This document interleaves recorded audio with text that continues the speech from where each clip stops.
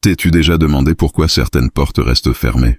Peu importe à quel point tu frappes fort, et si le retard n'était pas un refus, mais une préparation. L'histoire d'Elias.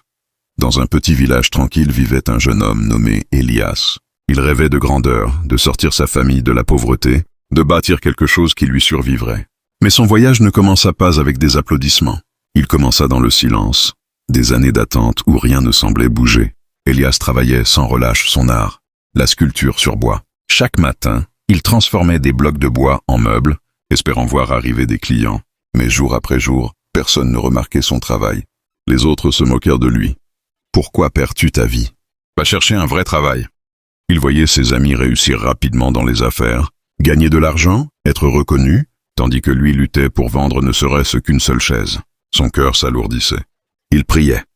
Seigneur, pourquoi pas moi? Pourquoi dois-je attendre pendant que les autres réussissent? Les saisons passaient, ses outils s'usaient, ses mains portaient les marques d'un travail qui semblait inutile. Le jour du tournant. Le silence des prières sans réponse mit son âme à l'épreuve. Un jour, un riche marchand passa par le village. Fatigué de son voyage, il s'arrêta dans le petit atelier d'Elias. Son regard tomba sur une table en bois posée dans un coin. Une table qu'Elias avait fabriquée avec amour, mais jamais vendue. Le marchand toucha sa surface et s'arrêta un instant. « Qui a fabriqué cela ?» Elias, hésitant, s'avança. Le marchand sourit. « J'ai voyagé dans de nombreuses villes, mais je n'ai jamais vu un travail aussi soigné. Je veux l'acheter. Et pas seulement celle-ci, je veux en commander plusieurs pour mon palais. » À cet instant, Elias comprit une vérité profonde.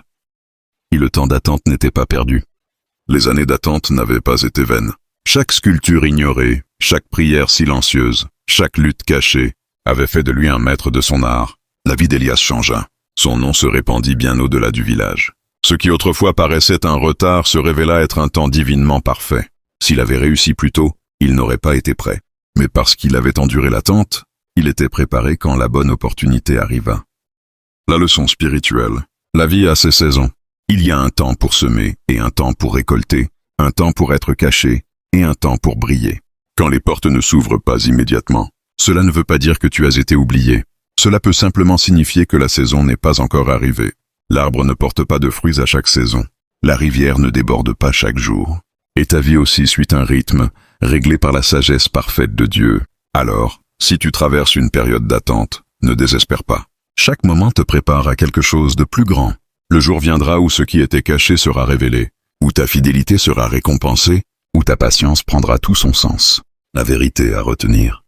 Il y a un temps pour toute chose, et quand ton temps viendra, personne ne pourra l'arrêter. Si cette histoire a touché ton cœur, souviens-toi.